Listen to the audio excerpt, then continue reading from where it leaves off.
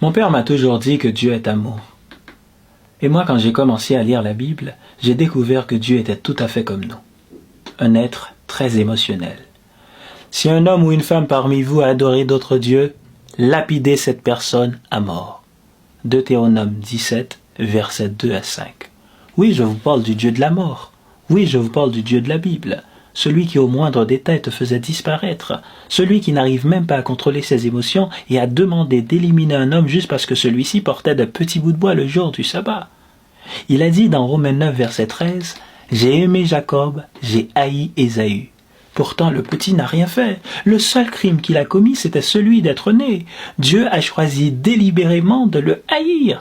C'est vrai qu'il était bête comme un pied et a vendu son droit d'aînesse pour une assiette de viande, mais de là à le haïr. C'est comme si ta propre mère te dit « Je te hais. » Mais qu'est-ce que j'ai fait, maman? Rien, mais je te hais quand même. Et toi qui croyais que les mères étaient la représentation même de l'amour, tu commences à te questionner. Tu te dis c'est peut-être qu'à cause de la couleur de ta peau ou de tes grosses lèvres.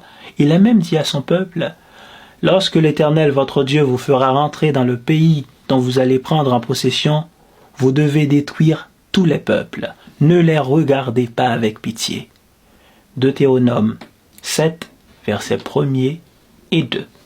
À noter que ces peuples étaient tranquilles chez eux, avec leur culture, leurs mœurs et leurs petits pois, tout comme nous avant l'arrivée des colons. À noter que parmi ces peuples, il y avait des enfants, sans compter les femmes.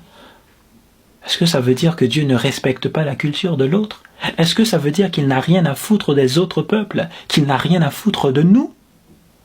Certains vont te dire, il est Dieu, il fait ce qu'il veut.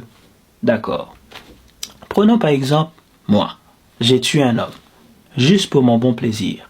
Je mérite d'être jugé, de payer pour ce que j'ai fait. Mais Dieu, qui va le juger? Est-ce qu'au moins il a pris conscience de ce qu'il a fait? Ou est-ce vraiment lui qui a fait et dit ces choses?